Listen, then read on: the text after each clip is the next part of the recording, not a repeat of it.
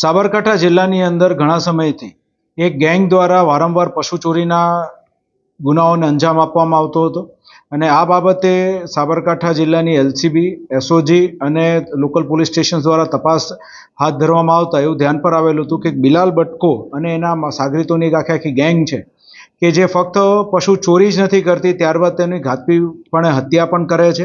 અને અગાઉ ભૂતકાળમાં અમદાવાદના સરખેજ અને નારોલ પોલીસ સ્ટેશનની અંદર એ લોકો ગૌવંશની હત્યા સાથે પણ જોડાયેલા છે.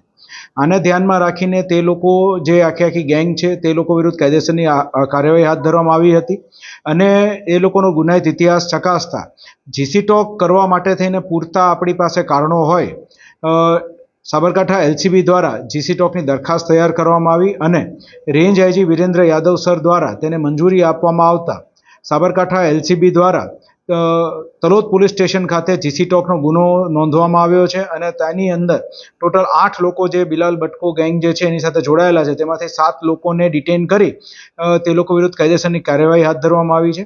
આ ગુનાની તપાસ જે છે એ સાબરકાંઠા જિલ્લાના હિંમતનગર ડિવિઝનના ડીવાયએસપી AK પટેલ દ્વારા હાથ ધરવામાં આવી. આ આખી ગેંગ છે તેના પર ટોટલ 14 ગુના નોંધાયેલા છે અને ઓછામાં ઓછા આ લોકોએ 100થી વધારે પશુઓની ચોરી કરી હોય અને તે લોકોની હત્યા કરી હોય એવું અમારા ધ્યાન પર આવેલ છે.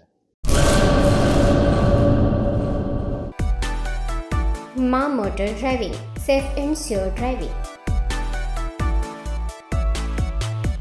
ડ્રાઇવિંગ એ શોખ સાથે આપની મોટી જવાબદારી પણ છે. અમારા ઇન્સ્ટ્રક્ટર દ્વારા સચોટ અને સરળ માર્ગદર્શન. આપની રોજની તાલીમની માહિતી મેળવીને શું અધુરાશ છે એના ઉપર પૂરું ફોકસ કરાય છે.